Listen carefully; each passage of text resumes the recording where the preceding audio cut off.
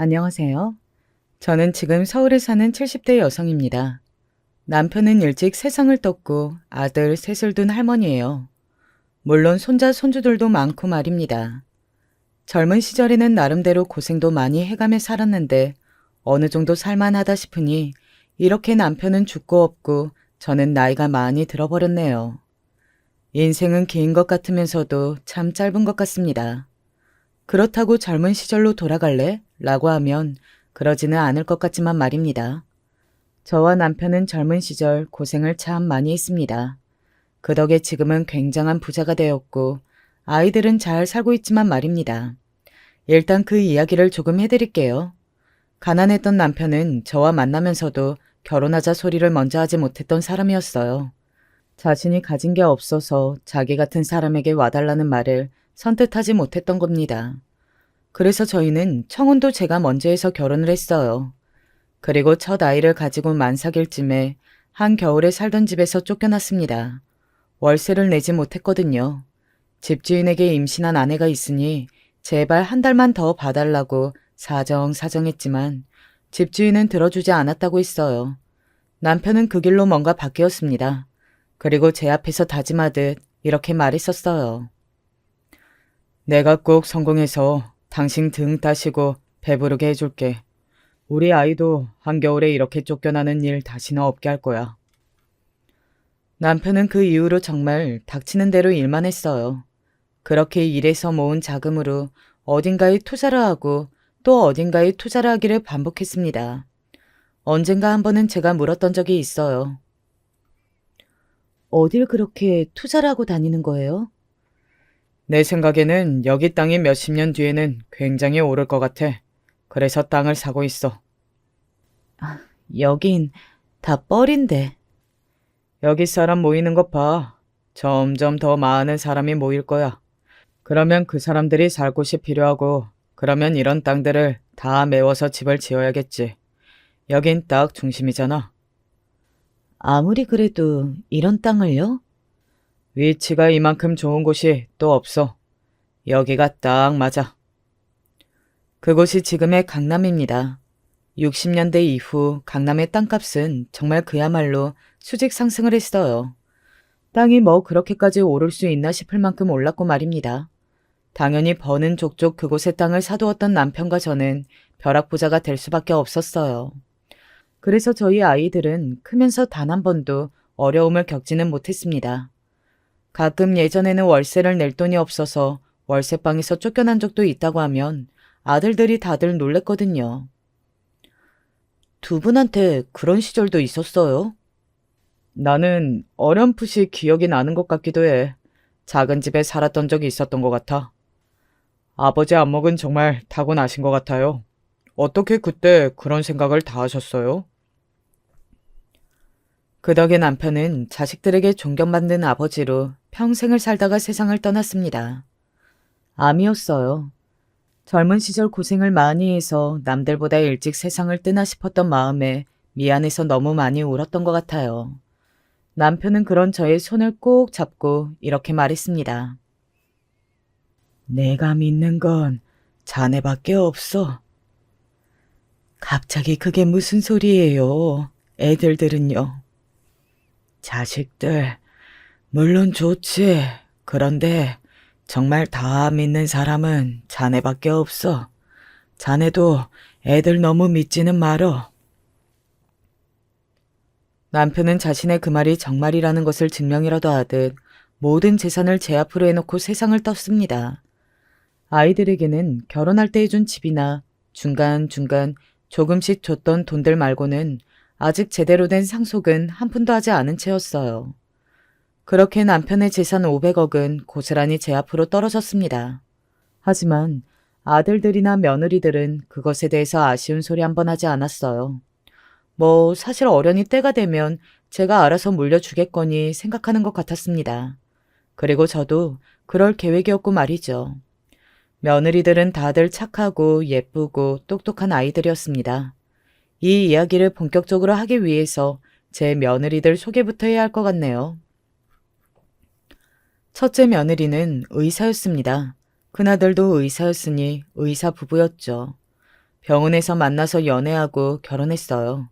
의사였던 탓에 바빠서 얼굴은 자주 보지 못했지만 그래도 만날 때마다 늘 저에게 참 잘했어요. 어머니도 검진 한번 받아보셔야 하는데요. 나는 괜찮다. 내 몸은 내가 잘 알아. 의사들도 자기들 몸 모르는데 어떻게 한다고 그러세요? 제가 예약해뒀으니까 이번에는 꼭 와서 검진 받으세요. 아시겠죠? 특히 남편이 그렇게 떠나고 나서는 혼자 외로울 것 같다며 그 전보다 연락도 자주 했고 또 제 몸이 걱정된다며 건강검진도 예약해주며 더더욱 저를 신경 쓰는 게 보였습니다. 그 마음이 정말 고마웠어요. 바쁜 애 신경 쓰게 하고 싶지 않으니 그럼 받으마. 잘 생각하셨어요. 제가 제일 좋은 시간에 다 빼놨으니까 어머님은 몸만 오셔요. 그리고 둘째 며느리는 평범한 직장인이었어요. 둘째 애와는 친구의 소개로 만났다고 했습니다. 처음에 저희 집에 와서 굉장히 주눅들어 있었던 게 아직 기억나네요.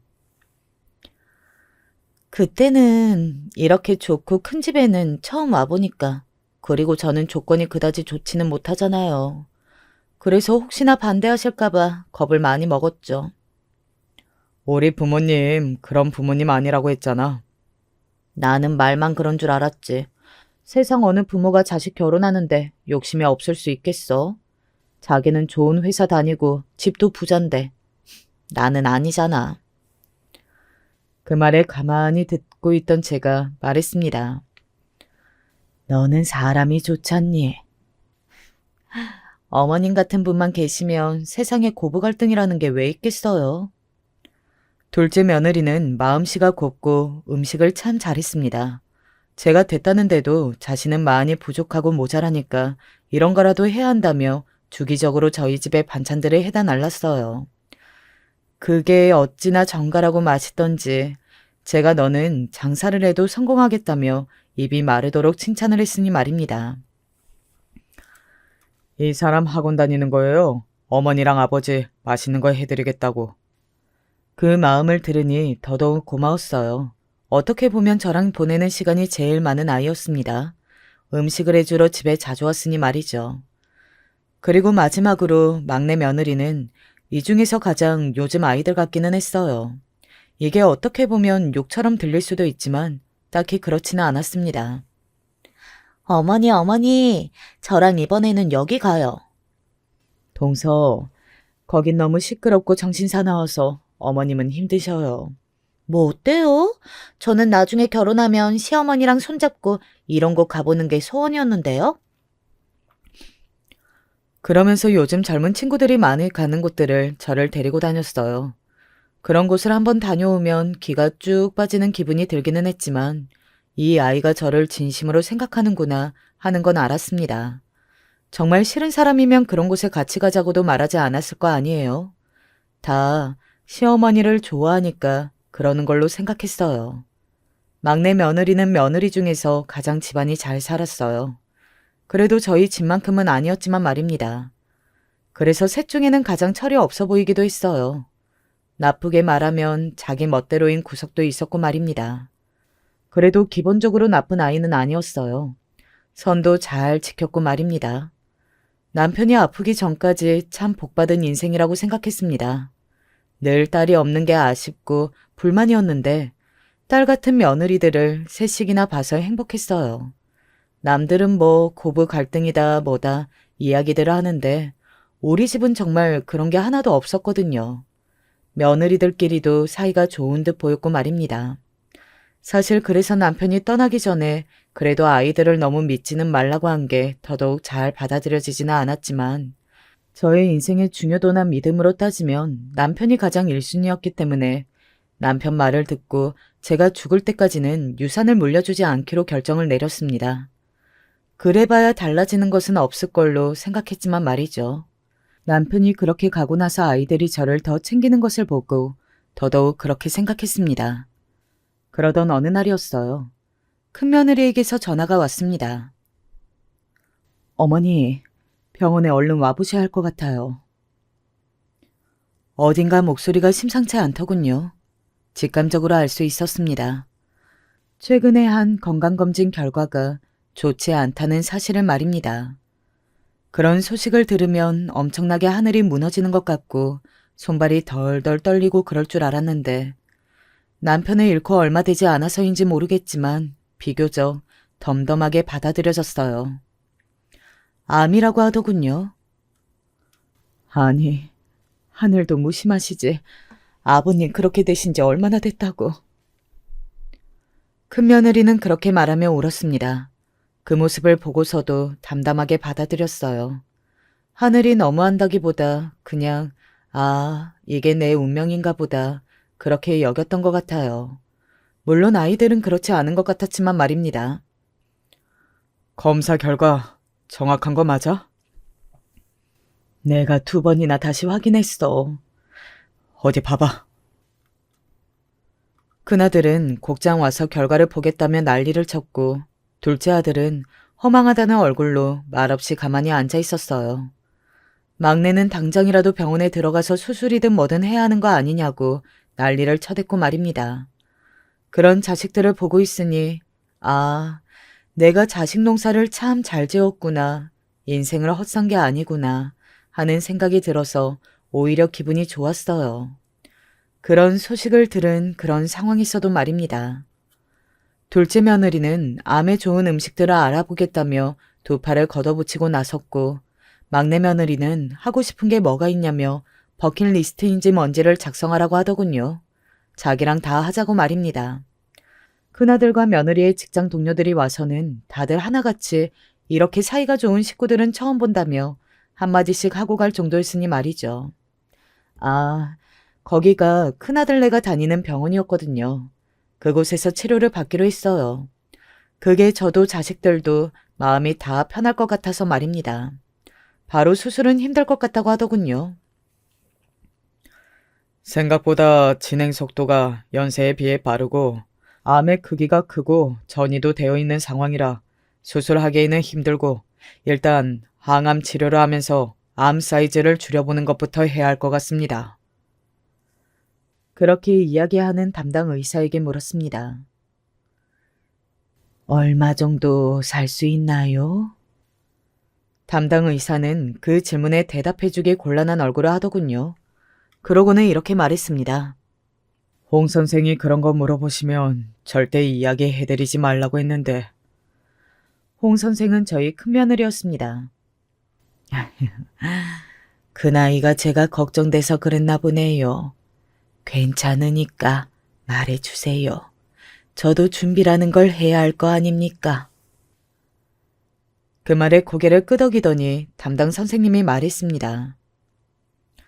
만약에 이대로 치료를 안 받으시거나 항암의 효과가 전혀 나타나지 않는다면 이 정도의 상태는 통상적으로 6개월 정도 보긴 합니다. 하지만 지금은 치료받고 계시니 그 결과에 따라 달라지긴 할 겁니다. 6개월. 생각보다 짧은 그 기간에 놀랐던 것 같아요. 보통 노인이 걸리는 암은 그 진행 속도가 느리다고 알고 있었거든요.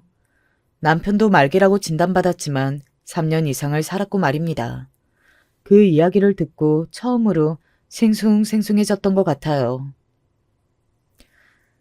내가 그리도 빨리 보고 싶었소? 하늘을 보고 남편을 향해 그렇게 중얼거렸던 것 같아요.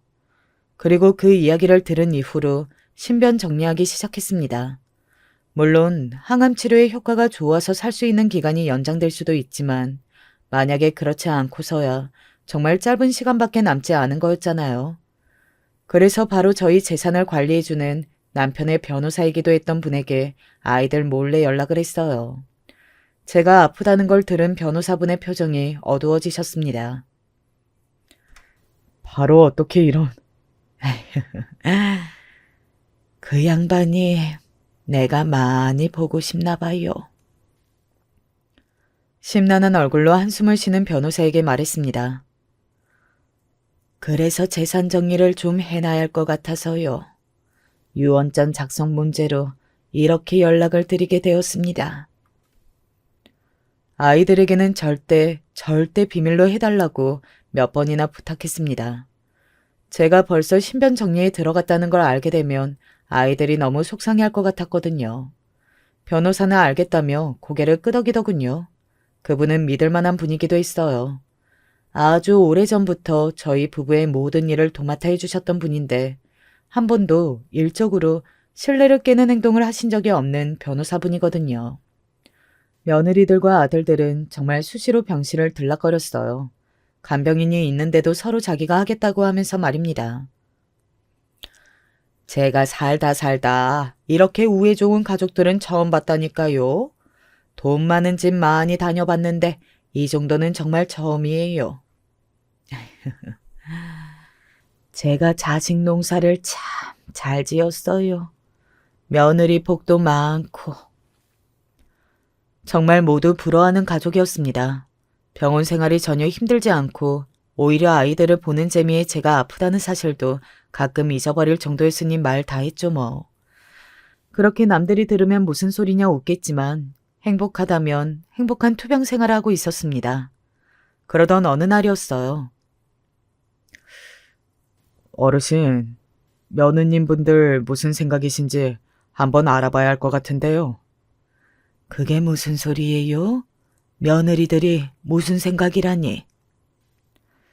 제 선배님을 통해서 저를 만나고 싶다는 의사 전달을 해왔는데 아무래도 어르신 유산 문제에 대해 이야기할 것 같다더라고요. 그래서 조금 알아봤더니 혹시 어르신이 정리한 유산 같은 게 있는지 알아보고 다니는 것 같고요. 우리 며느리들이요? 네. 여기저기 어르신 앞으로 된 재산이 어느 정도인지 알아보고 다니는 이야기가 계속 들려서요. 아들들이나 며느리들은 제 앞으로 된 재산이 정확히 얼마인지 잘 모르거든요.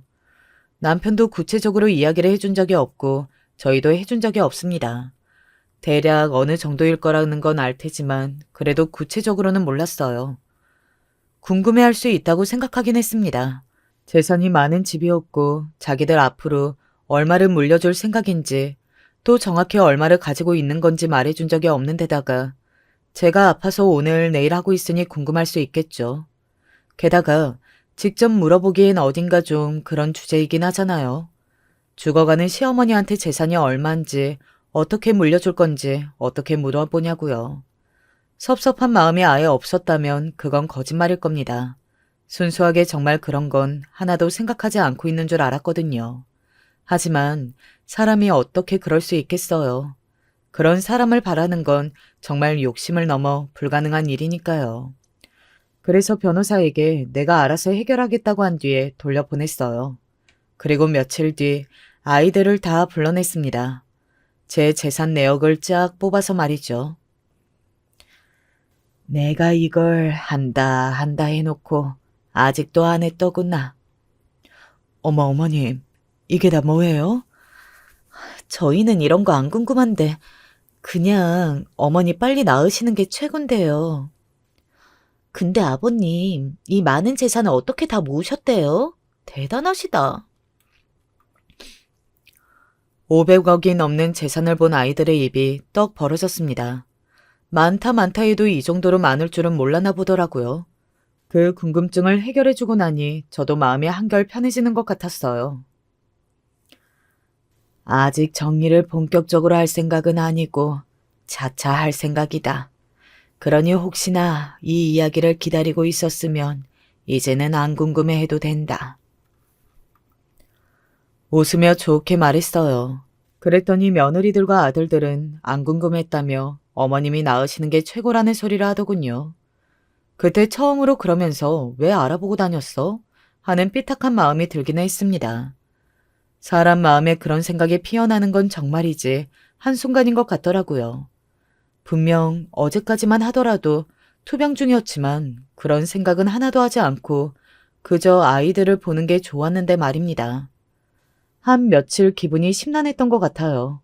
사실 저래도 속으로는 나보다 내 재산이 더 좋은 게 아닐까. 이제나 저제나 언제 물려주는지만 기다리는 게 아닐까.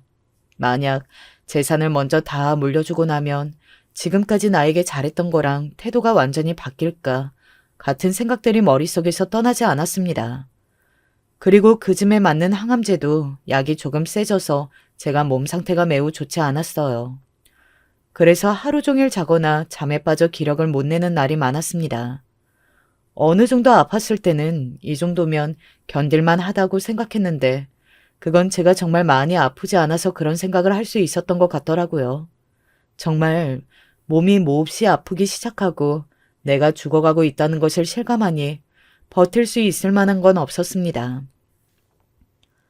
그날도 주사를 맞고 정말 하루 종일 속이 울렁거려 아무것도 먹지 못한 채 기력이 딸려 잠만 자던 날이었어요. 잠이 들기 전에는 분명 며느리들이 제 옆을 지키고 있었는데 눈을 떠보니 병실에 아무도 없더군요. 얘들이 다 어딜 간 거야? 자기들이 제 병상을 지키겠다며 간병인도 일찍 퇴근시킨 상태였습니다.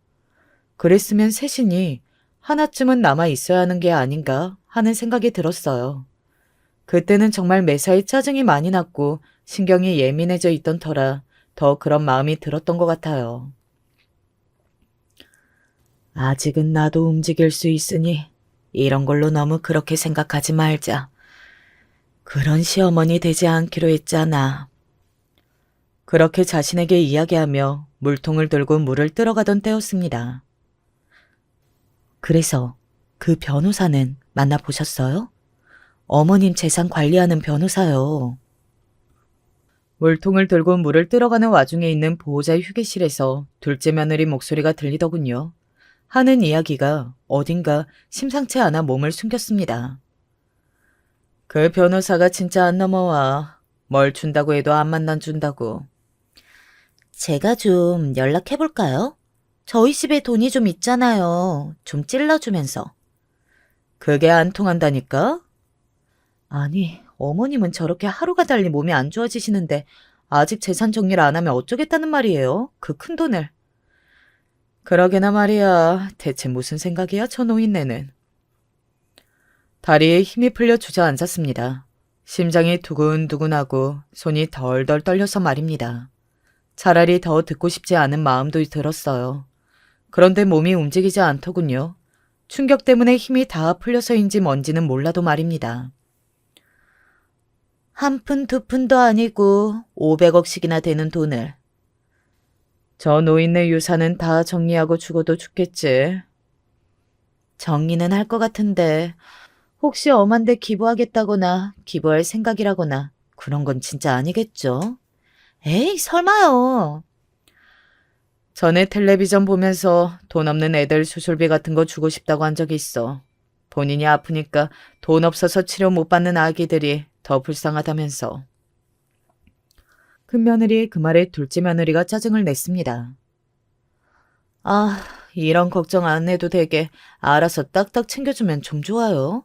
상속세 덜 낼 방법도 같이 좀 알아보고. 그니까 죽고 나서 재산 물려받으면 내야 할 상속세만 해도 장난이 아닌데 왜 저렇게 미련하게 깔고 앉아서 줄 생각을 안 하는 거야? 혹시 저희 못 믿어서 그러는 건 아닐까요? 그 말에 순간 정적이 흘렀습니다. 그리고는 목소리를 낮추는 듯 했어요. 혹시나 누군가 들을까봐 그제서야 겁이 났나 보더라고요. 거기까지는 생각 못할 양반이야. 걱정하지 마. 맞아. 오늘도 봐. 우리가 간호하겠다고 하니까 좀 좋아했어? 내가 간병인한테 수고비도 더 주고 있어. 우리 이야기 더 좋게 할까 싶어서. 둘째 형님 진짜 똑똑하시다. 자기들끼리 그렇게 자화자찬하더군요. 아, 정말. 저거 언제 정리할 거라고 저러는 거야. 그 생각만 하면 제가 답답해서 잠이 다 안 오잖아요. 어머니 상태는 어때요? 아직 시간이 좀 남기는 했어요? 막내 며느리가 큰 며느리를 향해 물었습니다. 아직 당장 오늘 내일 하는 건 아닌데 이번 항암 결과를 봐야 하겠지만 얼마 안 남은 건 맞아. 아, 빨리 정리해야겠는데요. 그 말을 마지막으로 제가 힘주어 일어서 그곳을 벗어났습니다. 더 이상 듣고 싶지 않았어요. 더 들었다가는 정말 힘들 것 같아서 말입니다. 쓰러질 것 같은 기분이 들었거든요. 힘없이 병실로 돌아와 물병을 내려놓고 그대로 다시 침대에 누웠습니다. 그러고는 눈을 꼭 감았어요. 숨이 가빠져오고 손발이 떨려왔고 방금 들은 모든 내용이 꿈인지 현실인지 모르겠는 이상한 기분이 들었습니다. 사람이 너무 충격적인 장면을 보거나 들으면 사람이 그렇게 되는 것 같더라고요. 아직 주무시나? 밖에서 며느리들이 다가오는 소리가 들렸어요. 그대로 이불을 뒤집어 썼습니다. 심장이 두근두근했어요. 저는 잘못한 것도 하나도 없고 지금은 며느리들이 제가 그 대화 내용을 들었다는 것도 까맣게 모르고 있었고 게다가 제가 들었다는 것을 모두 안다고 해도 그 상황에서 제일 큰 소리를 쳐야 할 사람은 저인데도 그렇게 되더라고요. 아직 주무시나 본데요? 눈을 꼭 감고 자는 척을 했습니다. 하루 종일 주무시네. 약이 그렇게 세요? 이 약이 센 약이긴 해. 지금 기력 하나도 없긴 하실걸. 그러면 괜히 나가서 이야기했네. 여기서 해도 될걸.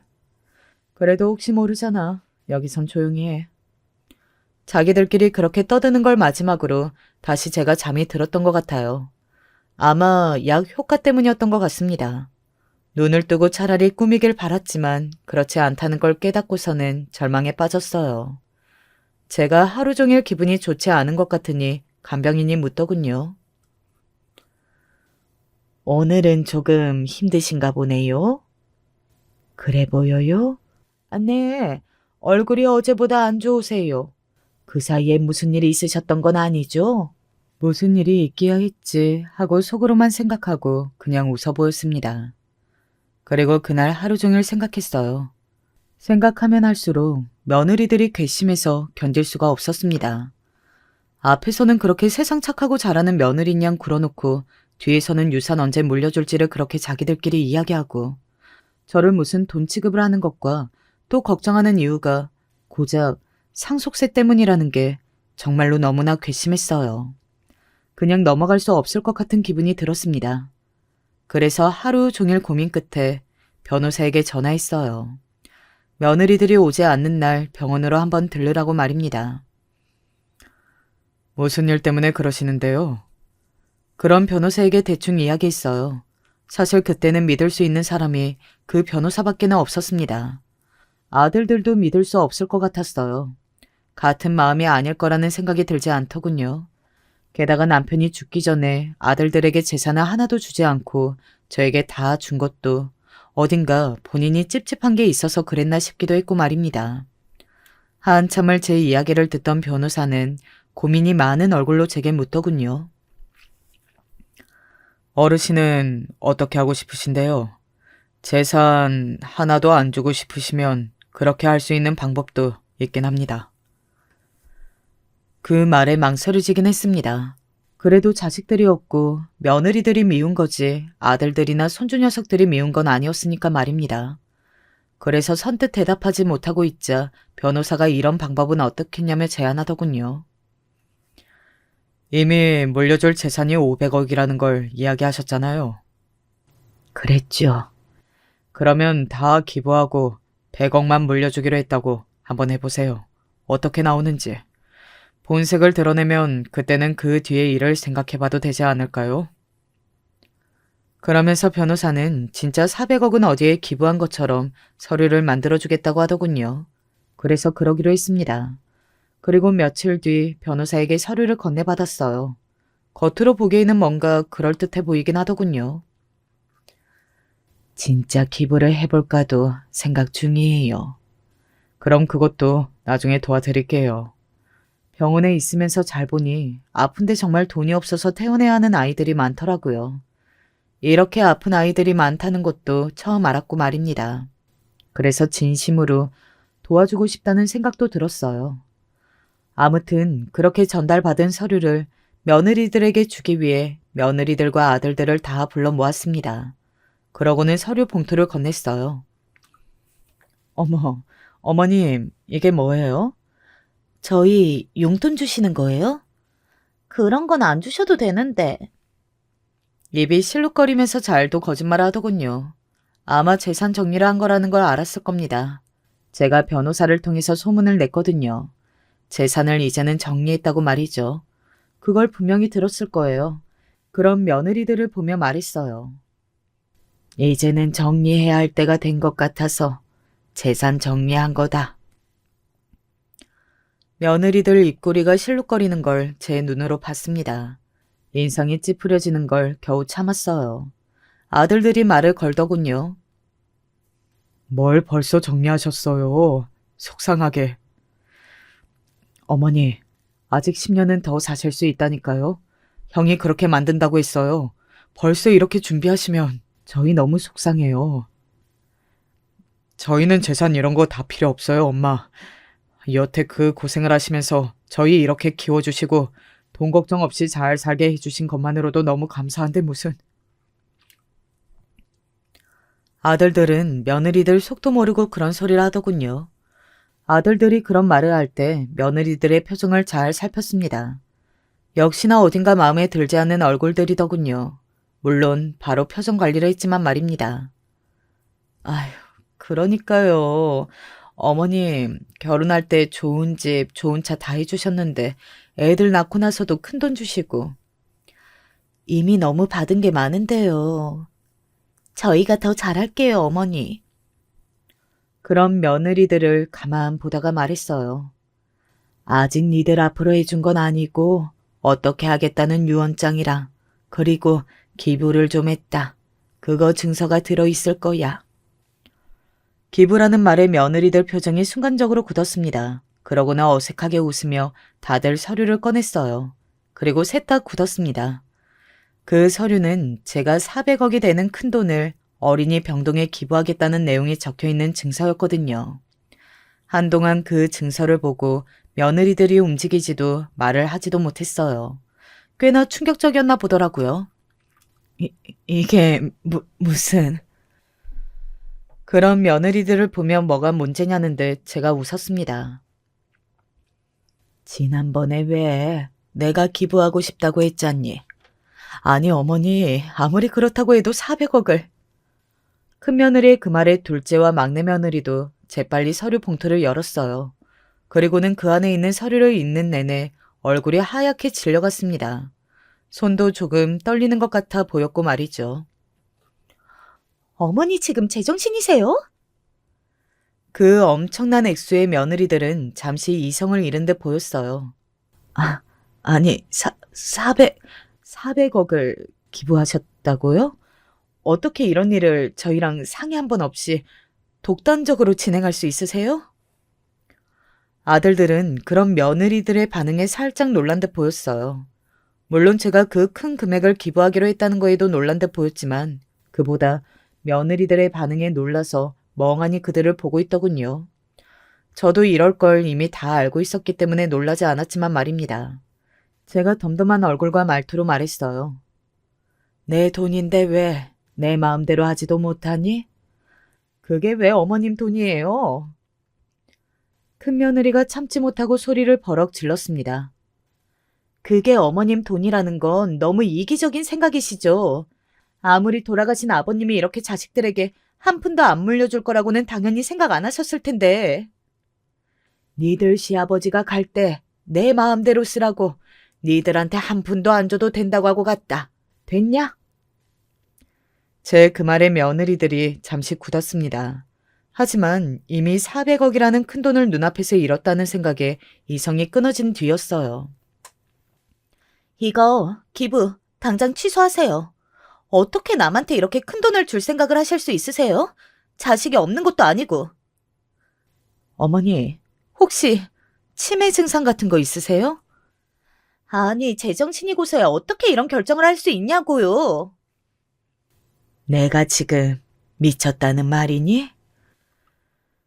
그만큼 말이 안 된다고 말하는 거잖아요. 한참을 자기들끼리 난리를 치며 저에게 제정신이 아니라는 둥, 치매가 아니냐는 둥 하던 며느리들은 서류 뒷장에 있는 유언장을 발견했습니다. 그곳에는 100억을 공평하게 3등분해서 주겠다는 내용의 제 유언이 적힌 유언장이 있었어요. 그 유언장을 읽은 첫째 며느리가 다시 한번 소리를 버럭 질렀습니다. 3등분이라뇨? 첫째 며느리의 그 말에 둘째와 막내 며느리가 고개를 돌려 바라봤어요. 그게 왜? 라는 얼굴로 말이죠. 아니, 지금 100억밖에 안 물려주겠다는 것도 어이가 없어서 목덜미 잡고 쓰러지기 일보 직전인데 세상에 3등분을 똑같이 주겠다고 말씀하시는 거예요? 그게 왜요? 형님 설마 첫째라 더 가져가야 한다. 뭐 그 소리 하시려고 이러시는 거예요? 지금 이 상황에서? 상황은 상황이고 할 말은 해야지. 아니, 큰형님 되게 웃긴다. 첫째 며느리라고 한 게 뭐가 더 있다고 더 가져간다는 거예요? 부모님을 모시기를 했어. 아니면 병간호를 더 했어? 대체 우리보다 뭘 더 했는데요? 했으면 제가 더 했죠. 자주 찾아뵙고 반찬 해다 나르고. 그거 다 제가 했는데 형님 언제 한번 어머님 아버님 생신상이라도 차려드린 적 있어요? 그러니까요. 선물도 제가 제일 비싼 거 했어요. 해외여행 보내드린 것도 저고 돈을 쓴 걸로는 제가 제일 많이 썼는데요. 듣고 있으니 정말 기가 차서 말이 안 나오더군요. 정말 가관이라는 게 이런 걸 두고 하는 말이구나 싶었습니다. 아들들이 말리려고 하는 걸 손짓으로 가만히 두라고 했어요. 아들들도 그런 자신의 아내들의 모습에 적잖이 놀란 것 같긴 하더군요. 가만히 내버려두니 점점 자기들끼리 언성을 더 높이기 시작했습니다. 그래도 그게 아니지. 장남이 왜 장남인데. 그건 장남이나 큰며느리가 도리를 다 했을 때 이야기고요. 내가 도리 다 안 한 건 또 뭔데? 맨날 바쁘다고 자기 의사라고 집안에 행사 있으면 제일 늦게 오고 제일 먼저 가서 일은 제일 안 하잖아요. 그거 일부러 그러는 거 우리가 모를 줄 알아요? 정말? 제일 이기적으로 굴면서 가족 일에 참여 안 할 때는 언제고 유산 이야기 나오니까 장남이래? 이럴 때만 장남이지 아주. 큰며느리의 얼굴이 시뻘겋게 달아올랐어요. 둘 다 말 다 했어? 덜 했으면요? 자기들끼리 씩씩거리고 있는 와중 드디어 가만히 있던 아들들이 더 이상은 못 보겠다는 듯 나섰습니다. 그만들 하세요. 당신 지금 이게 뭐 하는 짓이야? 어딘가 화가 난 듯한 낮은 남편들의 목소리에 며느리들은 정신이 번쩍 돌아온 것 같았어요. 그리고 자신들을 보고 있는 남편과 저를 한번 보더니 눈이 휘둥그레졌습니다. 아니, 여보, 그게 아니고, 어머니, 그게 아니고요. 저희는 그냥 이 상황이 너무 급작스러워서. 그런 며느리들에게 소리쳤습니다. 니들이 이러는 거 보니 내가 아주 잘한 결정 같구나. 그동안 진심으로 나한테 마음을 다해 잘해준다고 생각했었는데 결국 돈이었어. 아니에요, 어머니. 그동안 저희 진심을 의심하지 마세요. 우는 소리를 내며 제 손을 잡는 막내 며느리를 보다가 손을 탁 하고 잡아 뺐습니다. 그러고는 그날 보호자 휴게실에서 들었던 이야기를 하기 시작했어요. 며칠 전에 내가 니들 보호자 휴게실에서 한 이야기 다 들었다. 저의 그 말에 아들들은 그게 무슨 소리냐는 듯 저를 바라봤고 며느리들은 사색이 되었습니다. 본인들이 어떤 이야기를 했는지 벌써 까먹지는 않았을 테니 말입니다. 저 노인네 재산은 다 물려주고 죽어야 하는데 몸이 저렇게 안 좋아지는 동안 재산 상속 안 해줄까봐 걱정된다는 둥. 왜 일 복잡하게 상속세 더 내야 하는 방법으로 상속을 해주냐는 둥. 왜 그렇게 깔고 앉아서 그러고 있냐는 둥. 그 말에 아들들이 놀란 얼굴로 자신의 아내들을 바라봤어요. 어머니 그게 아니고 저는 그저 형님이 저희한테 그 돈 못 받으면 어떡하냐고 바람을 넣으셔서 맞장구 쳐준다는 게 그만. 저는 진짜 그럴 생각 없었어요. 형님들이 변호사 만나봐야 한다는 둥 먼저 이야기한 거라니까요. 서로의 탓을 하면 자신을 변호하기 바쁜 그 모습이 오만정이 싹 다 떨어지더군요. 그동안 내가 알고 있던 며느리들의 모습이 아니라는 생각밖에는 들지 않았습니다. 그리고 그 생각은 아들들도 하는 것 같았어요. 어머님 말씀이 정말이야? 당신이 정말 그런 말을 했어? 어떻게 아픈 어머님을 두고 그런 생각이란 말을 할 수가 있어? 원래 이런 사람이었어? 여보, 그게 아니라 이번에는 둘째 아들도 버럭 소리를 질렀어요. 내가 그동안 당신이라는 사람을 잘못 알고 있었던 것 같다. 너무 많이 실망이야. 내가 알던 사람 맞아? 내가 잘못했어. 진짜 실수한 거야. 원래 나는 그런 생각이 정말 전혀 없었는데 형님이 본인이 한 말이고 생각인데 남 탓을 왜 해? 막내 아들은 아무 말을 하지 않고 그저 자신의 아내인 막내 며느리를 바라봤습니다. 저희 집에서 화가 났을 때 가장 무서운 아이가 막내거든요. 형들도 막내는 화나게 해서는 안 된다고 늘 농담 반, 진담 반으로 이야기하고 말입니다. 여보, 내가 미안해, 여보. 막내 아들은 자신을 잡는 막내 며느리의 손을 탁 쳐낸 후 저에게 다가와 제 손을 잡으며 말했어요. 어머니, 정말 죄송합니다. 지금 몸도 이렇게 안 좋으신데. 네가 뭐가 미안하니? 저런 며느리를 데리고 온 건 제 잘못이죠. 정말 죄송합니다. 거의 울듯이 그렇게 이야기하는 막내 아들이 너무 안쓰러워 머리를 쓰다듬어 주었습니다. 이렇게 막상 일이 다 터뜨리고 보니 아들들에게 제가 너무했나 하는 생각이 들어 조금 후회가 되긴 했어요. 저 하나만 입 다물고 세상을 뜨면 아들들은 아무 문제 없이 행복하게 살았을 수도 있는 일이니까요. 너무 지치구나. 다들 나가거라.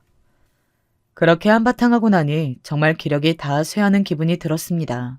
그래서 다들 나가라고 돌려보냈어요.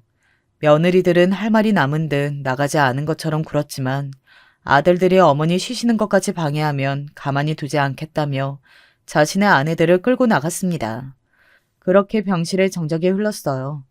다들 돌아간 빈 병실에 가만히 누워있으니 남편 생각이 너무 많이 났습니다. 눈물이 흘렀어요. 남편이 너무 그립고 보고 싶은 마음이 들었거든요. 이렇게 금방 데리고 갈 거면서 그때 같이 가지. 왜 먼저 가서 나를 이 꼴로 보게 만드는 거요? 왜?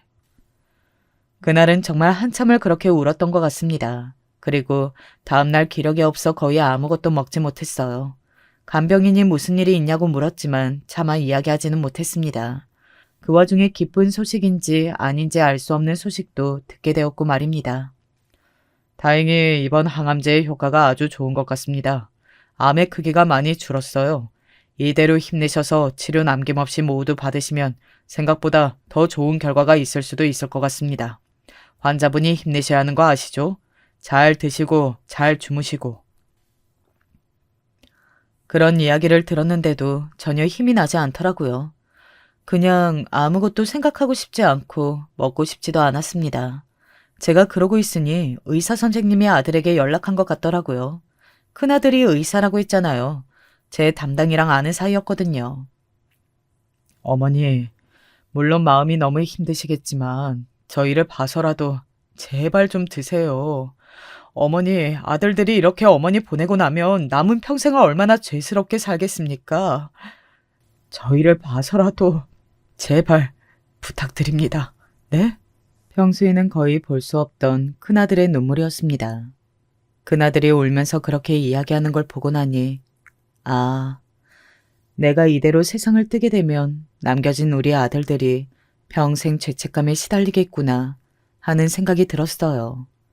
아이들이 착해서 그러고도 남을 거라는 생각이 들었거든요. 그래서 억지로 힘을 냈습니다. 들어가지 않는 밥을 먹고 산책도 하고 간병인의 말을 잘 들으면서 말이죠. 그렇게 며칠이 지났을까요? 며느리들이 차례대로 찾아오기 시작했습니다. 큰 며느리와 막내 며느리는 이혼 통보를 받은 것 같았고 둘째 며느리는 이혼 이야기는 오고 가는 것 같지 않았지만 아들과 굉장히 냉전 중인 것 같더라고요. 둘째네는 아이들이 워낙 엄마를 좋아해서 둘째 아들이 고민이 많은 듯 했습니다. 사실 이 모든 걸 터뜨릴 때 아들들이 다들 며느리들과 이혼하길 바라고 터뜨린 건 아니었어요. 그저 화가 너무 많이 났고 서러웠고 또 며느리들이 정신을 차렸으면 좋겠다고 생각했습니다. 하지만 막상 이렇게 되고 보니 저도 생각이 많아지긴 했어요. 어머니, 제가 정말 잘못했습니다. 한 푼도 안 물려주셔도 되니까 그이한테 말 좀 해주세요. 저는 애비랑 이혼 못해요. 애들도 있고. 막내 며느리도 와서는 무릎을 꿇고 빌더군요. 어머니, 저 진짜 이혼 못해요.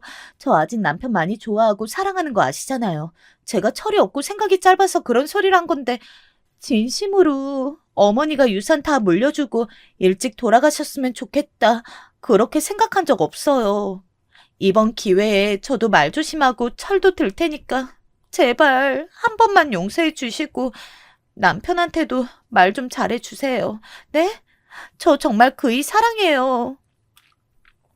큰며느리와 막내 며느리가 다녀간 뒤 첫째와 막내를 불러서 물어봤습니다. 첫째는 아직 완전히 결정을 내린 것 같지는 않았어요. 아무래도 셋 중에 같이 산 세월이 가장 길기도 하고 아이들도 둘이나 있으니 고민이 되긴 했을 겁니다. 그래서 제가 이야기했어요. 모든 건 네 결정이다. 나는 네가 이혼하길 바라고 한 이야기가 아니야. 그저 저 아이들이 너무 괘씸하고 혼을 내고 싶어서 말한 거지. 하지만 막내는 결정을 내린 것 같았습니다. 그런 여자와는 한시도 더 같이 살고 싶지 않다고 말이죠. 집이 가난하거나 부족함이 있어 자랐으면 모를까. 그 정도로 부족함 없이 자란 사람이 돈 앞에서 그렇게 욕심부리면서 부모한테 배륜적인 말과 행동을 하는 거 보고 저는 정말 인간적인 정이 다 떨어졌어요. 더 이상은 같이 못 삽니다. 라고 말하더군요. 막내 아들의 마음은 제가 어떻게 무슨 말을 한다고 해도 돌려지지 않을 것 같았습니다. 그렇게 첫째네와 둘째네는 아직 결정을 내리지 못한 채 각각 냉정 중이고 막내는 아들이 이혼 서류를 작성한 것도 알고 있어요. 며느리들이 도장을 찍지 않겠다며 울고불고하는 중이라고 들었습니다.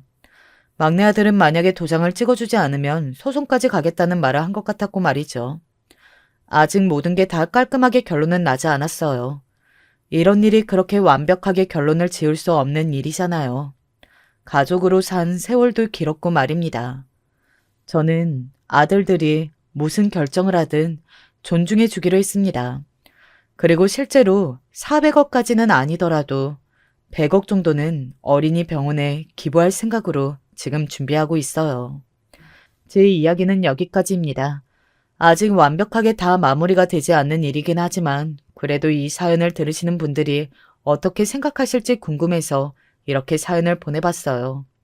들으시는 분들은 아들들이 이혼하는 게 맞는 건지, 제가 며느리들을 용서하는 게 맞는 건지, 또 이 재산을 어떻게 하는 게 좋은 건지, 각자 어떻게들 생각하는지 궁금하네요. 여러분의 생각을 남겨주시면 제가 확인하러 오겠습니다. 긴 이야기 들어주셔서 감사합니다. 살아보니 건강이 최고더라고요. 늘 건강 조심하세요. 안녕하세요. 저는 30대 여성이고요. 제가 어쩌다 이런 막장 사연의 주인공이 되었는지. 평생 살면서 세간의 막장 이야기들과는 저는 다른 세상에 살고 있고 전혀 상관없는 이야기들이라 생각하며 살아왔던 사람입니다. 그런데 지금 저에게 일어난 현실을 도저히 믿을 수도, 그래서 받아들일 수도 없습니다. 사실 대형 인터넷 사이트 어디에다 제 이야기를 올리려 했었어요. 실제로 글도 다 작성을 했었는데 글을 올리자마자 심장이 너무 뛰고 불안해 미쳐버릴 것만 같아 바로 삭제해버렸습니다. 그리고는 혼자 엉엉 울었네요. 달래주는 이 하나 없이 혼자서 그렇게 실컷 울고 나니까 다시 또 화가 나더군요. 조금은 차분하게 되도록 평정심을 찾고 제 이야기를 적어보기로 결심한 후 이곳 유튜브 사연 채널을 찾아오게 되었습니다. 하소연, 혼잣말 혹은 헛소리. 여러분께서 제 이야기를 그 어떤 것으로 치부해도 좋으니까 그저 들어만 주시겠어요? 저는 결혼 후 한 번의 아픔, 유산이라는 것을 겪었습니다. 갑작스러웠던 임신만큼이나 너무 놀랍고 충격적인 유산이었죠. 그리고 유산 후유증인지 그 후로는 생리주기도 틀어지고 양도 들쑥날쑥 이상하더니 다시는 이전의 주기로 돌아가지 못하게 되었고요. 그래도 이때까지는 문제가 없었습니다. 원래 저랑 남편이 계획했던 것보다 아주 살짝 이르게 된 임신이었으니까 유산이라는 큰 아픔을 겪긴 했지만 이제 그 후로 임신 준비에 들어간다면 시기는 딱 적절할 것 같았기 때문입니다. 그래서 조급한 마음은 없었던 거고요. 그런데 정말 놀랍게도 그 후로는 피임하지 않았음에도 불구하고 임신이 되지 않았어요. 제발, 제발이라고 간절히 빌면서 아기가 찾아오기를 기도하고 또 바랐지만 임신 소식은 저희 부부를 찾아오지 않았죠. 허망하게 떠나보냈던 첫 아기, 그 진한 유산이 두고두고 후회와 아쉬움으로 남게 되면서 저희 부부는 지쳐갔습니다. 저는 유산 후에 후유증을 겪긴 했지만 그런 정도였고요. 남편 역시 정자검사에서 정상 소견을 보였어요. 초혼 연령이 높아짐에 따라 40대 임산부들 정말 흔해졌거든요. 40대에 첫 아이를 품에 안는 부부의 광경들도 너무 흔히 볼 수 있는 그림이 된 마당인데 고작 30대 중반에 임신이 안 돼서 이렇게 고생할 줄은 정말 그 이전까진 상상도 못했습니다. 저희 부부 같은 경우가 바로 원인불명인 아님에 속하는 케이스였어요. 각종 모든 검사에서 딱히 이상이 발견되지 않으면서도 임신이 계속해서 안 될 경우 이런 원인불명의 진단이 내려지더군요. 요즘이야 불임이라는 단어를 배제하면서 안 쓰려 하지만 옛날 같았으면 저는 쉽게 말해 불임녀였습니다. 그 사실이 저를 더욱 힘들게 만들었죠. 시간이 지나면 지날수록 지쳐갔고 포기하지 말자고 생각은 하고 있었으면서도 내심 이러다 영영 임신이 안 되면 어떡하지 하는 걱정으로 머릿속이 가득 차 있었죠. 저는 첫 임신 때의 그것, 제가 자연 임신이 됐던 몸이라는 그 과거에 발목 잡혀 벗어나질 못하고 있었어요. 기다리면 반드시 임신이 될 거라 믿으며 버티고 있었죠. 하지만 아무리 기다려도 뱃속에 생명이 찾아오지 않았고 저는 체념하게 되었습니다. 자연 임신은 도저히 불가능하다는 것을 인정하고 체념과 수긍한 뒤 난임 진단서를 가지고 이제는 인공수정에 도전해 볼 생각이었어요. 그런데 여기서 예상치 못한 난관에 부딪히고 말았어요. 바로 남편의 반응이었죠. 분명 예전에는 시도해봐도 임신이 안 되면 의학의 힘을 빌려서 노력해보자고 저한테 먼저 그런 얘기를 꺼냈거든요. 저는 항상 고집부리며 거절해왔고 남편이 그런 저를 설득시키는 역할이었죠. 그랬던 사람이 제 말을 기뻐하기는커녕 망설여진다는 표정을 짓는 거예요. 그러더니 저에게 하는 말이 그거 시간이면 돈이 장난 아니게 많이 든다던데. 그리고 스트레스 장난 아니래. 완전 사람 피 말린다잖아. 해본 분들이 대부분 그거 진짜 사람이 할 짓 아니라면서 그런 얘기하더라고. 듣기만 해도 이 정도인데 네가 그걸 어떻게 감당하겠어? 이러쿵저러쿵하며 결국은 병원 다니면서 임신하는 거 하지 말자는 것이었죠. 결론은 그거였는데 자꾸 돌려서 저한테 말했던 거예요. 그래서 제가 그랬습니다. 아니, 자꾸 왜 그래? 내가 하고 싶다잖아. 임신할 당사자인 내가, 누구도 아닌 바로 이 내가 하고 싶다는데 도대체 계속 무슨 말을 하는 거야? 임신하려면 이제 이것저것 가릴 때 아니라는 거 내가 깨달았다니까? 그래서 하고 싶다는 거잖아. 도대체 왜 자꾸 반대하는 거야? 옛날엔 나한테 먼저 난임병원이니 뭐니 다 가보자고 했잖아. 임신할 당사자인 제가 어떤 수를 써서든 임신하고 싶은 거니까 다른 건 문제되지 않는다고요. 남편은 제 완강함에 약간 속상해 보였어요. 저는 대체 왜 지레짐작으로 겁을 집어먹고 남편이 저러나. 혹시 돈 들이고 가진 노력 들여봐도 또 임신이 안 되면 그땐 정말 좌절일까봐 미리 염려되어 저러는 건가. 그런 식으로 생각했어요. 지금 와서 생각해보니 제가 어이없는 생각을 했네요. 저와 그런 대화로 불협화음을 내고 있던 어느 날 저녁, 남편은 저를 향해 희대의 미친 소리를 내뱉고 말았습니다. 차라리 있잖아. 건강하고 문제없는 처제. 응? 내가 처제 사이에서 아이를 보는 건 어떨까도 싶은데. 처음에 저는 제가 뭔가를 잘못 들은 줄 알았어요. 문장을 바로 들은 게 맞나 싶었죠. 그런데 맞더라고요. 와, 당연히 남편이 미친 거라고 생각했어요. 선을 넘는 것도 정도가 있지 어디 자기 처제를 들먹여요? 저에겐 5살 아래의 여동생이 있습니다. 세상에 친형제자매라곤 서로뿐인 저희는 애틋한 사이이기도 했죠. 이런 제 여동생이 바로 남편에겐 처제였고요. 서로 안 친하거나 사이 나쁜 자매들도 많을 텐데 저흰 그렇지 않았어요. 저희 자매는 일찍이 아빠를 여의었는데 그런 이유도 있었던 것 같아요. 아빠가 갑작스레 돌아가시고 나서 엄마는 좀 성격이 포악하고 예민해졌습니다. 저희가 친척들이 꽤나 질이 안 좋은데요. 지금이야 거의 안 보고 살아서 연을 끊다시피 했지만 예전엔 안 그랬거든요. 아빠 돌아가신 후 엄마는 오만 친척들에게 핀잔이며 비난을 받았었죠. 그리고 엄마는 그런 스트레스를 저에게 풀었습니다. 한창 감수성 예민한 사춘기 절정의 중학생 때 아빠 돌아가시고 입시에 신경 써야 하는 고등학생 때는 엄마와 갈등을 빚고 매일 마음고생을 하고 저는 정말 괴롭고 힘들었어요. 엄마의 오만 감정들을 다 받아내는 그런 감정 쓰레기통으로 사는 제 역할이 싫었기 때문입니다. 참고 참다 저도 폭발하면서 엄마와 대립하게 되었고 그러면서 자주 싸우게 되었죠. 엄마는 원래도 타고난 그 성격이며 성향이 저와는 맞지 않았고요. 그런데다가 아빠 돌아가신 후 집안 식구들의 멸시, 모함, 이간질에 시달리면서 정신적으로 더 이상해지셨던 거죠. 당시 학교 다니는 학생이었던 제가 그런 걸 다 어떻게 알고 이해하면서 엄마를 감싸줄 수 있었겠어요. 저 자신 한 명 챙기기도 벅차고 어려웠던 걸요.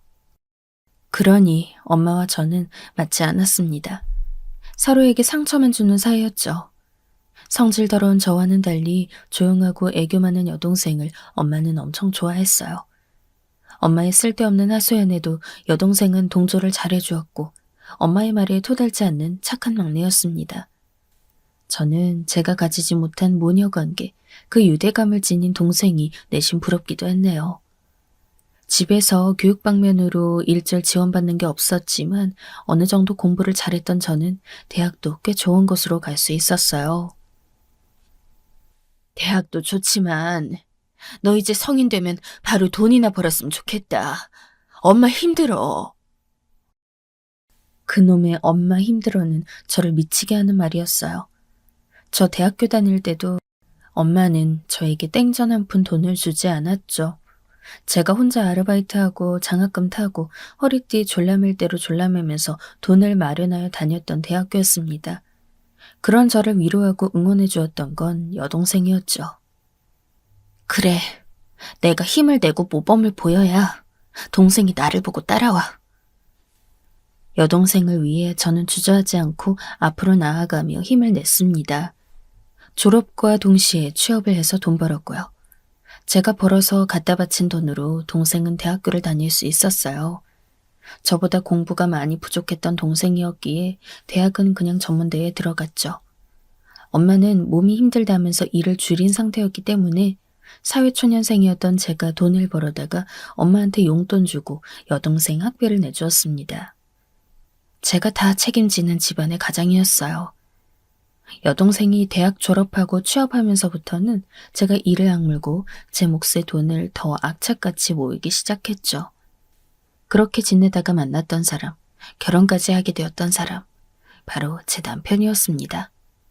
남편은 저보다 1살 많았는데 겹치는 지인과 호칭 족보가 꼬이는 바람에 저와는 처음부터 동갑 친구 마냥 지내왔었어요. 애틋함이 넘치는 그런 절절한 사랑은 아니었으나 서로가 잘 맞는다고 느꼈고요. 함께 지내면 재미가 있고 더욱 오랜 시간을 함께 보내고 싶다는 생각하에 결혼하게 되었습니다. 쪼들리는 형편이었지만 저희는 당장에 이세 계획이 없었기 때문에 이 점을 고려한다면 결혼해서 지낼만 하다고 판단이 됐고요. 남편은 위로 4살 차이의 형이 한 명 있는 사람입니다. 저에겐 아주버님 되시는 이 남편의 형은 일찍이 취업을 일본으로 해서 거기서 계속 살고 있고요. 형이 고등학교 때부터 기숙사 생활을 했다는데 그래서인지 동생인 남편이 어딘가 외동 같은 느낌을 갖고 있어요. 괜히 외동이라고 하면 떠오르는 이미지나 선입견 그런 것들과 맞아떨어지는 사람이었죠. 형제가 있는 사람보다도 외동인 사람이라 했을 때 사람들이 수긍할 만한 이미지였습니다. 아무튼 남편은 자기가 친척들 중에서도 여자들과는 가깝지 않아 그런지 제가 여동생하고 둘이 사이좋게 잘 지내는 그림이 낯설고 아기자기하게 보인다고 했어요. 제가 남편과 아직 정식으로 사귀는 사이까진 아니었던 시절에 여동생의 얼굴을 보여줄 기회가 있었습니다. 그때 여동생은 나이가 23이었고요. 와, 엄청 어리네. 얼굴이 완전 애기구만, 애기야. 제 동생을 본 남편이 당시 저에게 건넸던 소감의 첫 마디가 저것이었어요. 너무 애기 같고 어려워 보인다고 그런 얘기를 했던 것이 기억납니다. 저희가 연애할 적에도 결혼 얘기가 오갈 때에도 그리고 결혼하고 나서도 여동생은 든든한 가족으로서 자기 자리에 있었어요. 사이좋은 여동생과 부침성 좋은 처제의 역할을 다 해주었죠. 남편이 저희 엄마와의 관계에서 애를 먹었고 굉장히 어려워했는데 그런 자기 예비 형부의 고민을 알고 나섰던 것도 제 여동생이었습니다. 두 사람을 친하게 만들어 보겠다면서 여동생이 나서 남편과 엄마를 데리고 자기가 셋이서 영화도 보고 밥도 먹고 마트 가서 장도 보고 그랬었어요. 저 결혼 직전에 여동생이 그래줬던 것 덕분에 확실히 도움이 됐고 엄마도 남편에 대해 호의적인 자세를 가지게 되었습니다. 솔직히 아무리 자매끼리 사이가 좋아도 자기 친언니가 결혼한다는데 예비 형부 도와주면서 발벗고 나서고 자기 시간 써가면서 노력하는 경우는 없을 거라고 보거든요. 그러니까 저는 더욱 여동생이 대견해 보였고 정말 고마웠습니다. 그렇게 아등바등 돈을 모으고 여동생의 지지와 응원을 받으며 했던 결혼입니다. 남편과 부부가 되어 어느덧 5년이 훌쩍 지나갔어요. 전 30대 중반의 나이였고 어느새 동생도 30줄에 들어와 있었죠. 문득 동생이 꽤 오래 누굴 만난다든가 사귀고 있다느니 하는 남자 이야기를 안 한 지가 꽤 되었다는 생각이 들었어요. 너도 이제 30대야. 작년엔 코로나 때문에 그렇다고 쳐도 이제 슬슬 누구를 만나든지 해야지. 언니, 요즘 누가 30이라고 결혼을 조급해해. 난 별로 생각 없어. 당장 결혼을 하고 말고가 아니라 내 말은 안 하더라도 누군가 결혼할 만한 상대를 슬슬 만나고는 있어야 할 나이다 이 말이지. 네가 어련히 알아서 잘 하겠지만 그래도 너 지금 다니는 곳 작은 데라서 불안하다고 그런 얘기도 했었잖아. 왠지 결혼할 사람 찾아서 만나는 게 더 여러모로 안정되지 않을까 싶어서. 요즘 들어 자꾸 이런 생각을 하게 되네. 언니, 무슨 말인지 알아. 그리고 나도 요즘에 안 그래도 이런저런 생각하고 있었어.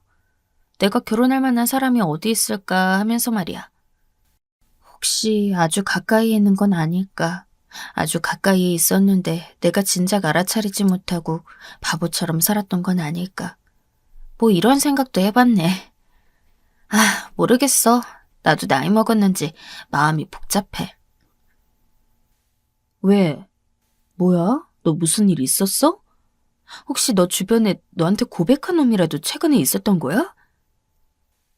아니야. 그냥 마음의 소리 한번 뱉어본 거야. 푸념이니까 진지하게 받아들이지 마. 그랬던 동생과의 대화가 또렷하게 기억납니다. 지금이야 그 대화를 떠올리면 가슴 한구석이 서늘하면서도 통증이 일어나네요. 하지만 그땐 아무것도 몰랐을 때였으니까요. 그러려니 하고 넘겼어요. 저는 초기 예상과는 다르게 너무나 임신이 안 되고 있던 상황에 좌절해서 심적으로 힘들어하는 시기이기도 했거든요. 그래서 여동생에게 진지한 상담을 더 해주거나 고민을 나눌 군번이 그때는 못 됐어요. 고민에 고민을 거듭하다가 3년이 넘도록 임신이 안 되고 있는 것이라면 확실히 문제가 있는 게 맞다는 결론을 내렸고 자존심과 아집을 내려놓고 병원을 찾아다녔죠.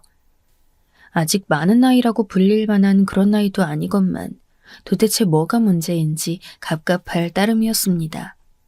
하지만 아무리 검사를 받아봐도 딱 이것 때문이다라고 추정될 만한 원인이 없었어요. 당연히 남편 역시도 검사를 받아왔지만 특별하게 이상이 있는 건 없었고요. 저나 남편이나 아주 자잘하게 몸에 문제는 있었어도 그게 불임의 원인이라 꼽힐 만한 것은 아니었기에 정말 의문이었습니다. 제 코가 석자였으니 여동생이 연애를 오래 안 하든 말든 사실 진정으로 걱정해줄 만한 처지가 못 되었죠. 주변 사람들에게도 임신 계획은 딱히 가지고 있지 않은 부부라고 그렇게 둘러댔었는데 이게 기색에서 완전히 감춰지지 않은 모양이었어요. 임신이 안 되는 게 예상보다 너무 장기전으로 가고 있으니까 제 얼굴에도 그늘이 져 있었나 봐요. 추석 연휴를 앞뒀던 때 연락을 한 가까운 친구가 저에게 정말 조심스레 물어보더라고요. 혹시 임신이 안 되고 있는 거냐고 말이죠. 저는 그런 거 아니라고 잡아댔다가 괜히 가슴에 찔려서 그게 맞다고 시인을 했습니다.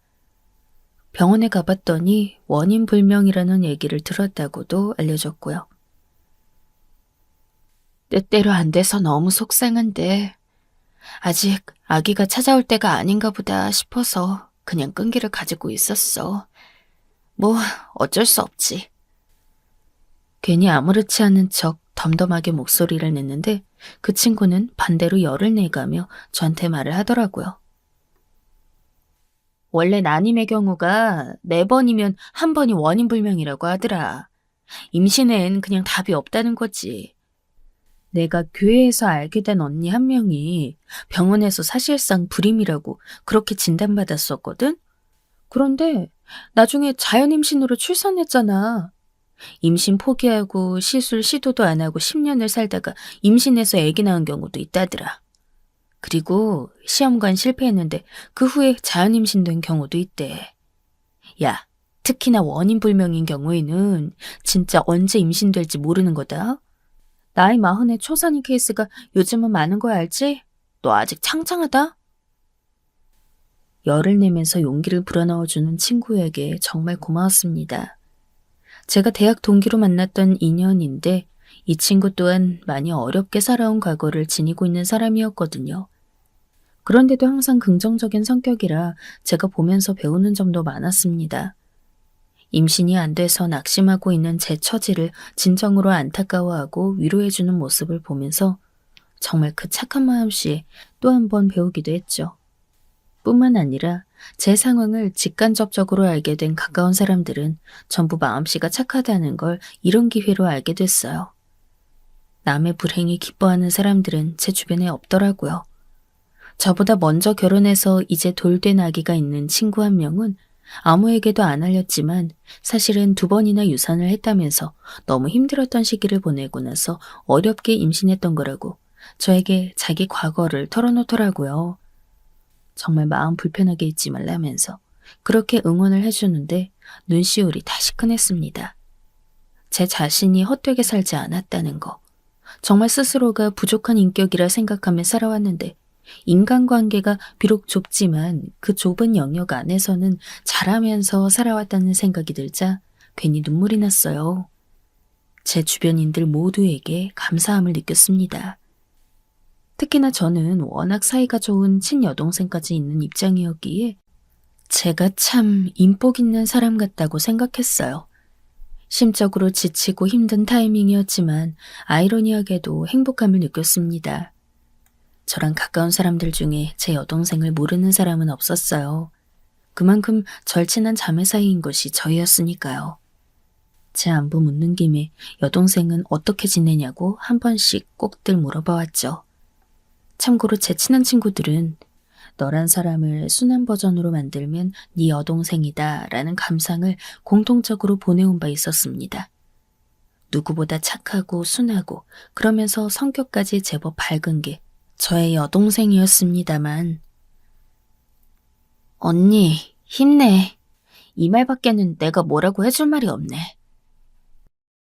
제가 임신 문제로 고충을 토로하자 저에게 기껏 건넨다는 말이 저것이었죠. 그것도 엄청 애매한 표정으로 저렇게 짧게 말한 게 다였어요. 평소 제가 알던 여동생의 모습이 아니었기에 속으로 당황했습니다. 최근, 아니 길게 잡으면 근 1년 가까이 동생이 절 대하는 게 다르다고 느껴졌어요. 코로나 때문에 영향을 받아 애가 우울해진 것인지 전처럼 종종 보지 못하고 떨어져 있으니까 자매 사이도 아예 멀어진 것인지 별별 생각 다 했었네요. 저도 임신 문제로 여러 생각이 복잡했고 늘 마음속에 돌덩이를 얻는 기분이었기에 저 대신 여동생 좀 챙겨주라고 남편에게 몇 번 그랬습니다. 남편이랑 제 여동생이랑 워낙 둘이 잘 지내는 사이였기 때문에 제 부탁이 부담스러울 거라고는 생각을 안 했죠.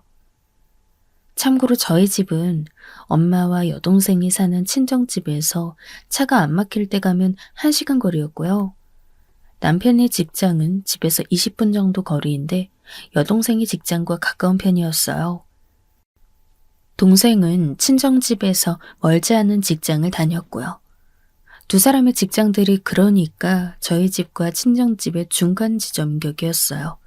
저는 직장이 아예 반대 방향이었죠. 내일 퇴근하고 저녁에 처제한테 내가 파스타나 사줄까? 처제 그런 거 좋아했지? 남편이 이럴 때면 전 당연히 오케이 했습니다. 종종 돈을 보태주기도 했고요. 그러면 여동생은 저에게 남편이랑 먹는 음식을 사진 찍어서 저에게 잘 먹었다는 인증으로 보내줬어요. 이렇게나 친근하고 가까운 가족 사이였어요. 제가 엄마랑 별로 가깝게 지내지 않는 데다가 그런 이유로 친정집에 잘 안 들르니 여러모로 남편이 나서서 그렇게 굴어주는 게 고마웠죠. 그런데 이런 가족 사이인데 어떻게 남편이 그런 망발을 입에 올릴 수 있었을까요? 난임병원 다니자고 제대로 임신 성공해보자고 이런 얘기가 오가는 상황에 도대체 어떻게 하면 제 여동생, 그러니까 남편은 자기 처제를 들먹일 수 있었단 말인가요? 저는 이 있을 수 없는 해괴한 발언에 어처구니가 없었어요. 고작 맥주 2캔 마셨다고 그걸 무기 삼아 입을 나불거릴 수 있는 내용이 아니었으니까요. 미쳤어? 지금 어디서 그딴 비상식적인 말을 하는 거야? 당장 사과해. 당장! 왜? 비상식적일 것까진 없잖아. 아니, 우리 상황을 봐. 처제는 아주 건강하잖아. 몸에 문제도 없고 너보다 5살이나 어리고. 임신하기에 더 제격인 건 사실인데 뭘 그래? 그리고 가족이 차라리 생판 남보다 낫지. 와, 너 진짜 돌았구나. 가족이 남보다 낫다고? 근친상간도 법적으로 허용하자고 시위할 사람이네, 이거? 지금 제정신이야? 네가 어떻게 감히 내 동생을 이런 일에 들먹거려? 너는 네 착한 처제가 그렇게 만만하게 보였니? 내 동생이 그렇게 우스워? 네 입에서 그딴 소리 나왔다는 거 알면 내 동생 너 이제 2번 다시 안 보려 할 거야. 그땐 어떻게 수습할래? 글쎄, 과연 그럴까? 처제가 날 안 보겠다고 나올지 어쩔지는 네가 모르는 일이지. 남편이 피식 웃는 모습에 전 소름이 돋았어요. 순간 너무나 화가 치밀어 올라 머리가 어떤 생각을 하기도 전에 몸이 먼저 움직이고 말았죠. 손을 들어 남편의 뺨을 철썩 한 대 쳐버렸습니다. 치고 나서 저도 당황했는데 남편이 저에게 맞은 뺨을 자기 손으로 가만히 부여잡더니 고개를 숙이는 거예요. 그러고선 제가 불러도 대답도 안 하고 가만히 그대로 있는 겁니다. 미안하다. 정말 미안해. 너한테 못할 짓을 했다. 이윽고 작은 목소리로 중얼거리는데 제가 너무 이상한 기분이 들었습니다. 이런 상황이 온 것도 말이 안 됐지만 남편이란 사람이 이렇게 나올 사람도 아닌데 너무 낯설고 제가 알았던 사람이 아닌 것처럼 거리감이 느껴졌어요. 제 남편이 이토록 낯설게 느껴질 수가 있다니 이 사실에 본능적으로 불쾌한 기분이 들었죠. 아주 잠깐의 망설임 끝에 제가 물어봤습니다. 혹시 내 동생하고 너 무슨 일 있었어? 거의 충동적으로 나간 질문이었습니다. 저도 말을 뱉어놓고 스스로 어라? 이런 걸 왜 물어봤지? 싶었으니까요. 그런데 남편이 제 말에 몸을 움찔하더니 아무 말도 안 하는 겁니다. 왜 아무 대답이 없어? 무슨 말이라도 해봐. 무슨 일이라도 있었냐니까? 제가 추궁하자 놀랍게도 남편은 발걸음을 옮기더니 자기 겉옷을 챙겼습니다. 지갑을 들고선 저에게는 시선을 한 번도 주지 않은 채 그대로 집을 나가버렸어요. 지금 뭐 하는 거냐고 제가 묻는데도 무시한 채로요. 그런데 집을 나서던 남편의 표정이 금방이라도 울음을 터뜨릴 것처럼 이상해 보였습니다. 혼자 남겨진 저는 그런 남편의 표정을 곱씹다가 갑자기 머리가 차갑게 식는 기분을 맛보았습니다. 분노가 폭발해야 맞는 상황이었는데 전 이상하게 실이 점점 머리가 차갑게 식고 가슴마저 싸늘하게 식은 기분이 들었어요. 직감을 따라서 여동생에게 바로 전화를 걸었습니다. 뭐 하는데 전화를 이렇게 늦게 받아? 다름이 아니고 너 우리 집에 잠깐 좀 올 수 있어? 네 형부 일이야. 동생이 깜짝 놀라면서 더듬는 말투로 거절했습니다. 몸이 아파서 안 되겠다네요. 일방적으로 전화도 끊더군요. 가만 생각해 보니까 지난달에도 제가 한번 여동생에게 날씨도 별로 안 추운데 커피나 한잔 하자고 예쁜 카페 놀러 가자면서 부른 적이 있었어요. 그런데 거절당했습니다. 절대 별다른 이유 없이 그런 권유를 바로 거절할 애가 아닌데 의외다 싶었죠. 여동생이 절 일부러 만나지 않은 것 같다는 생각이 스쳤고 남편에게 전화를 걸었지만 전화기가 꺼져 있는 상태였습니다. 저는 이 불길한 가정이 들어맞지 않기를 바라며 집을 나서서 바로 친정집으로 향했습니다. 운전하면서 가는 동안 제 심정이 어땠을 것 같나요? 정말 반쯤 미쳐버리는 줄로만 알았어요. 머릿속이 너무 엉망진창이라 금세 머리가 폭발해버릴 것만 같았습니다. 하지만 그럴수록 겉으로는 차분하고 싸늘해지는 게 제 특징이라 친정집에 들어섰을 때도 전 조용했습니다. 들어가니까 엄마가 거실에서 TV를 보고 있다 놀라서 저를 쳐다봤죠. 웬만해서는 행차하지 않는 맏딸이 예고 없이 이렇게 들이닥친 적은 처음이었으니 엄마가 어리둥절해 하더라고요. 저는 망설임 없이 여동생이 방문을 열었습니다. 그러자 동생이 놀라다 못해 겁에 질린 얼굴로 저를 쳐다보더군요. 표정 관리라도 하는 성의를 보이든가. 진짜 착잡했습니다. 너, 네 형부랑 무슨 일이 있었어? 일은 무슨... 언니 갑자기 와서 그게 무슨 소리야? 왜 이래? 야, 말 돌릴 생각 말고 똑바로 말해. 너, 내 남편이랑 무슨 일 있었냐고. 제가 다그치니까 동생이 억지로 웃어 보이려던 것을 그만두고는 입을 꽉 깨물었습니다. 어쩔 줄 몰라 하면서 손끝으로 옷자락을 쥐고 제 시선을 자꾸만 피하더군요. 뿌연 안개 속에 갇혀버린 의문이 그럴싸한 심증으로 탈바꿈하는 순간이었습니다. 제가 폭발했죠. 네가 어떻게 그래? 야, 너 진짜야? 내가 생각하는 그거 맞아? 네가 네 친형부랑 붙어먹은 거, 짐승도 안 할 그런 짓거리 한 거, 그거 맞냐고. 대답해. 대답 안 해? 그러자 여동생이 울기 시작하는 겁니다. 정확한 대답은 피한 채 입은 꾹 다물고 눈물을 흘려대는 것에 제가 그런 여동생에게 가까이 다가가 어깨를 잡고 마구 흔들었어요. 말을 해보라고. 네 입으로 무슨 말이라도 똑바로 해보란 말이야. 왜? 왜 못하는데? 제가 눈을 부릅뜬 채 여동생을 노려보며 동생을 잡고 흔드니까 소란에 놀란 엄마가 방으로 들어왔어요. 대체 갑자기 무슨 일이냐면서 호들갑을 떤 엄마는 일단 여동생에게서 절 떼어놓기 위해 혈안이었습니다. 저는 여동생의 어깨를 손으로 잡고 마구 흔들고 있었기 때문에 그런 저를 힘껏 떼어낸 엄마로 인해 반동을 받아 휘청거렸어요. 그리고 동생은 중심을 잃고 바닥에 엎어졌죠. 그리고 저는 곧 제 두 눈을 의심하는 광경을 보게 되었습니다.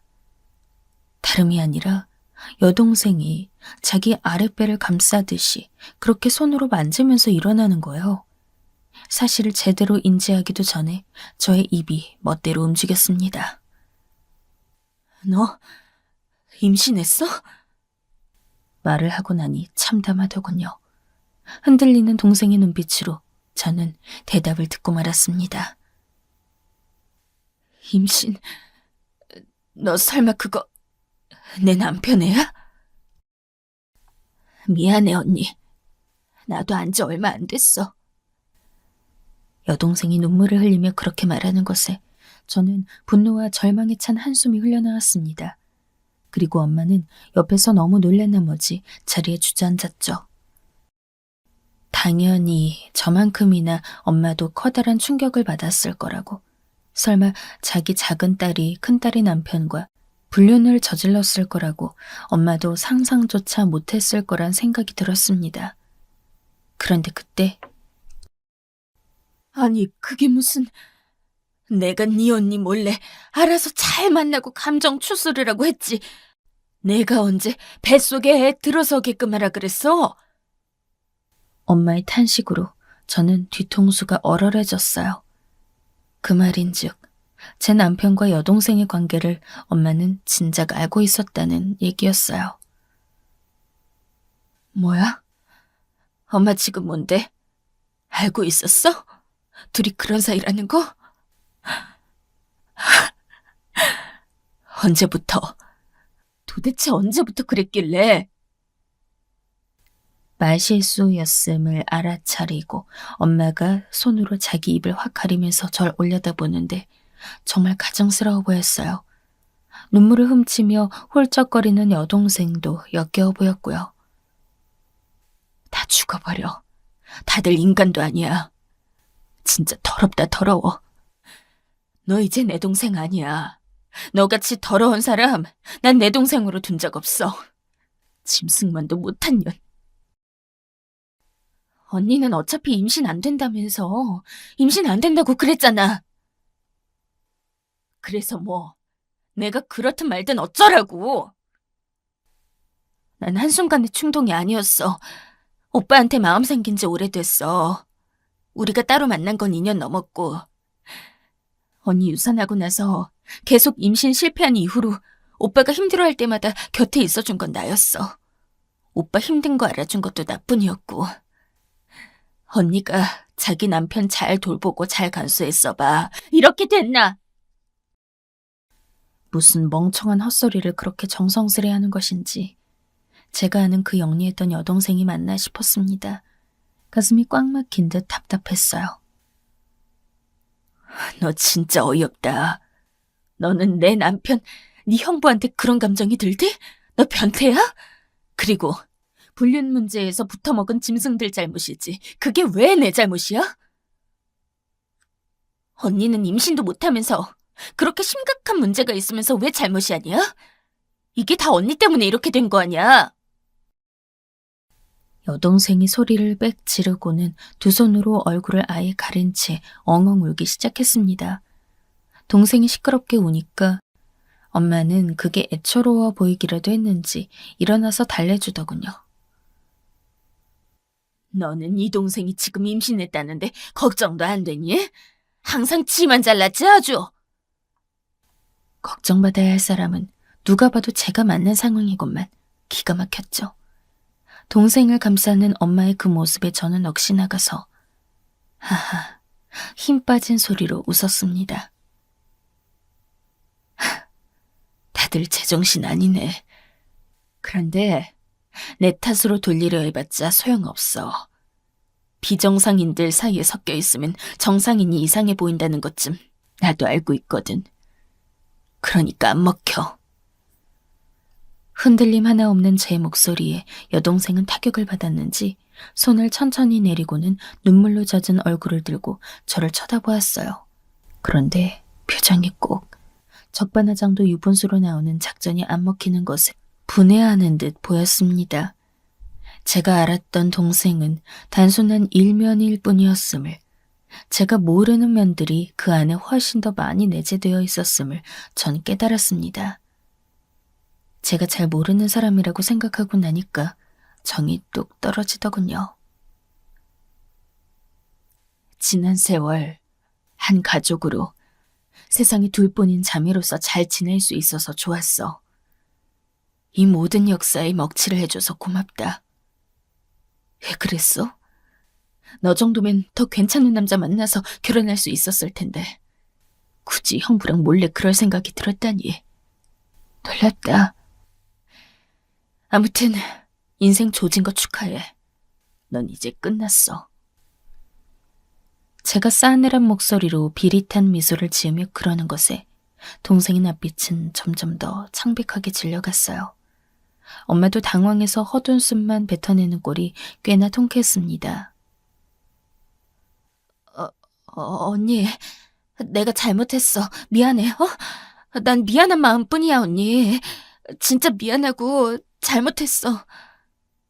동생이 겁에 질린 얼굴로 사과한 것은 친자매로서 절 잘 알기 때문이었을 겁니다. 제가 한다면 하는 인간인 거, 한 번 돌아서면 끝이고 반드시 끝장을 봐야 그 직성이 풀리는 성격이라는 거, 동생도 잘 알고 있었을 테니까요. 그런 제가 인정 없이 차갑게 선언을 해버렸으니 그제야 앞으로 닥쳐올 일들이 걱정된 겁니다. 저는 덜썩 무릎까지 꿇고 미안하다면서 눈물을 쏟는 여동생에게 아무런 대답도 들려주지 않은 채 그저 차가운 시선만 잠시 보내주다가 돌아서서 친정집을 나왔습니다. 저를 부르는 엄마의 목소리도 아무렇지 않게 무시하며 나온 저였지만 차에 도착하고 나서는 바로 쏟아지는 눈물을 막지 못하고 크게 울어버렸습니다. 기다렸다는 듯이 눈물샘이 터져나오더군요. 어떻게 이런 막장스러운 비극이 일어날 수 있는지 제 처지가 비참했어요. 진상을 알고 나니까 지난날의 그 두 사람 행적에 대한 퍼즐이 맞춰지면서 제가 아주 멍청했다는 사실에 눈물이 멈추지 않고 흘렀습니다. 사람을 완전히 가지고 놀면서 바보로 만들어버린 그 두 사람에 대한 분노로 몸이 다 떨렸습니다. 앞으로 어떻게 할지 그것만 생각하기 위해 애를 쓰면서 심호흡하며 집으로 돌아왔어요. 남편은 그날 집으로 돌아오지 않았습니다.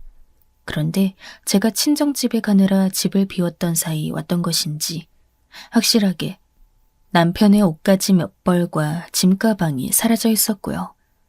손이 발이 되도록 빌어도 모자랄 마당에 그 비겁함이 정말 대단하다 싶었네요. 저는 어떤 식으로 대처를 할지 머릿속에서 이미 대략적인 구상을 끝내놓았습니다. 인터넷으로 간단히 변호사 자문도 구해놨고 불륜사례에서 피해자들이 어떻게 대처를 해왔는지 찾아봤기 때문에 전혀 어렵지 않았죠. 저처럼 이렇게 친가족 간의 불륜은 확실히 드문 일이었기에 더욱 비참했어요. 절대 남편과 여동생 둘 다 가만히 안 둘 거예요. 둘 다 작정하고 파멸시킬 겁니다. 제가 받은 충격과 배신감 이상으로 피눈물을 흘리며 죽을 만큼 후회하게 만들어주려고요. 저는 자신 있어요. 그런데 참 사람 마음이라는 게 이상하고 웃기죠. 머리로는 알고 있는데 마음으로는 작게 한 구석에서 그래도 될까? 하는 이상한 생각이 드는 거예요. 제가 정말로 그 두 사람에게 가차없이 응징을 해도 되는 거겠죠? 저의 배우자와 친자매에게 그래도 되는 거겠죠? 다른 사람들에게 동이라도 구하고 싶은 마음, 이런 게 왜 드는지 진짜 모를 일입니다. 이 충격으로 저는 엄청난 감정들을 느꼈지만 그 중에서 가장 강하게 느끼는 건 슬픔인 것 같아요. 저에게 이 세상에서 가장 소중한 두 사람이 그런 짓을 벌였다는 것, 그리고 영영 그 두 사람과의 관계들을 잃어버리게 된다는 것, 그 상실에서 오는 슬픔이 이루 말할 수 없을 정도로 깊습니다. 그래서 저 이렇게나 슬프다고 이미 결심은 다 맞춰놨으면서 그럼에도 고민을 할 정도로 남편과 여동생을 정말로 아꼈다고 사연 글을 통해 하소연을 하고 싶었어요. 영혼이 빠진 몰골로 가만히 있다가 돌연 분노가 차올라서 소리를 질렀다가 슬프고 속상해서 울었다가 이런 걸 반복한 지 오늘로 사흘째입니다. 곧 저는 남편과 대면하게 될 것 같아요. 남편이 어떻게 나오든 처절하게 갚아주겠다는 저의 계획에는 변함이 없겠지만요. 제가 오늘 문득 생각이 들었던 건데요. 원인 불명으로 계속해서 제가 임신이 안 되었던 건 남편과 여동생이 저 몰래 내통하고 있음을 알고 하늘에서 아빠가 제 임신을 일부러 막아주신 건 아니었을까. 이런 시시한 상상마저 해보았습니다. 어찌되었든 자기 처제와 붙어먹은 그런 인간 말종 사이에서 제가 아이가 없는 게 정말로 다행이에요.